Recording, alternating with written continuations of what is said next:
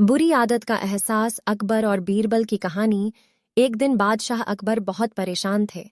कारण था उनके बेटे की अंगूठा चूसने की आदत। बादशाह अकबर ने कई तरीके आजमाए, लेकिन शहजादे की आदत पर कोई असर नहीं हुआ। अकबर अपने दरबार में बैठे थे, तब उन्हें एक फ़कीर के बारे में पता चला, जिनकी बातें इतनी अच्छी होती हैं कि टेढ़ी से टेढ़ा व्यक्ति भी सही दिशा में चलने लगता है। अकबर ने उस फकीर को दरबार में पेश करने का हुक्म दिया। फकीर दरबार में आया। उसे अकबर ने अपने बेटे की बुरी आदत के बारे में बताया और कोई उपाय करने का आग्रह किया।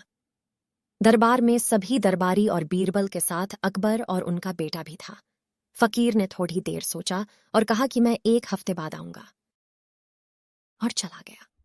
अकबर और सभी दरबारियों को यह अजीब लगा कि फकीर राजकुमार से मिले बिना ही चला गया। 1 हफ्ते के बाद फकीर दरबार में आया और राजकुमार से मिला, और उसने राजकुमार को प्यार से अंगूठा मुंह में लेने से होने वाली परेशानी के बारे में बताया, और राजकुमार ने भी कभी अंगूठा न चूसने का वादा किया। अकबर ने फकीर से कहा कि यह काम तो तुम पिछले सप्ताह ही कर सकते थे।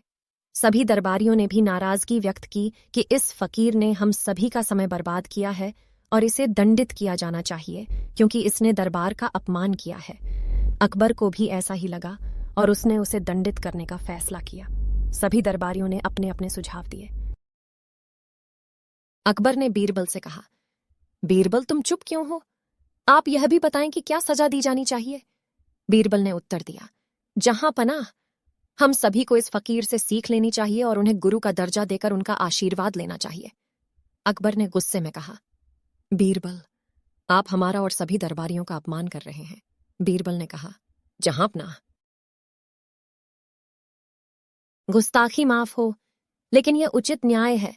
जिस दिन फकीर पहली बार दरबार में आया और जब आप उसे शहजादे के बारे में बता रहे थे, तो आप सभी ने फकीर को बार बार कुछ खाते हुए देखा होगा। दरअसल फकीर को चूना खाने की बुरी आदत थी। जब आपने राजकुमार के बारे में बताया, तो उसे अपनी गलत आदत का एहसास हुआ और उसने सबसे पहले अपनी गलत आदत को सुधारा। इस बार जब फकीर आया, तो उसने चूने के डिब्बे को एक बार भी नहीं छुआ। यह सुनकर सभी दरबारियों को अपनी गलती का एहसास हुआ और उन्होंने फकीर का पूरा सम्मान किया। हमें भी हमेशा दूसरों को ज्ञान देने से पहले अपनी कमियों को सुधारना चाहिए और सही उदाहरण पेश करना चाहिए। तभी हम दूसरों को ज्ञान देने में सक्षम हो सकते हैं। धन्यवाद।